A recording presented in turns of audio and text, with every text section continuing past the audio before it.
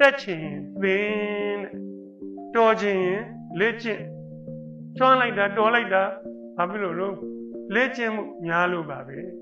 လေ့ကျင့်မှုသိပ်များလို့ရှိရင်ကျွမ်းသွားတာပဲတရားတို့တက်ချင်တယ်သင်ရမှာပေါ့ဆရာနဲ့သင်လိုက်ရင်တရားထိုးရမှာပေါ့အဲ့ဒီတရားကိုကျွမ်းနေအောင်ဆိုရင်ကြတော့ချိန်ဖန်များစွာလေ့ကျင့်ဆရာက10ချိန်လေ့ကျင့်အချိန်100လေ့ကျင့်ဒီနေ့ကဘာကျော်တရားဆရာကြီးချိန်ဖန်များစွာလေ့ကျင့်ဩဆရာကောင်းလေ့ကျင့်ဒီနေ့golf ရိုက်တဲ့ကမ္ဘာချန်ပီယံနေဘယ်ကောင်ကဒီနေ့ကိုအဝေးရိုက်ချက်100ရိုက်တဲ့တိုင်ကဦးက100ရိုက်တဲ့နောက်တက်လာတဲ့ကောင်ကြီးက200ရိုက်တာ200ရိုက်တော့100ရိုက်တဲ့ကောင်နဲ့ပို့ပြီးတော့ကျွမ်းကျင်တာပေါ့အဲ့ဒါတိုင်ကဦးကပြန်ကြတော့သူလည်း200ရိုက်ပေါ့200ရိုက်မှသူ့နေရာကိုသူထိန်းတယ်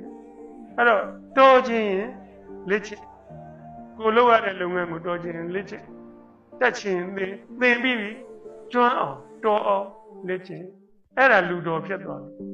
ဘယ်နေရာမှာတော်တာတော့ဒီလုပ်ငန်းမှာတော်တာဘယ်သူမှနေရာတိုင်းမှာမတော်ဘူးနေရာတိုင်းမှာမတော်ဘူးကိုယ်နေရာနဲ့ကိုတော်တယ်သူ့နေရာနဲ့သူတော်တယ်အေးကိုယ်နေရာမှာကိုမာစတာဖြစ်ပါစေကိုယ်အလုပ်မှာကိုမာစတာဖြစ်ပါစေဖြစ်ရင် confidence ကိုယုံတယ်ကိုယုံရင် personality တက်တယ်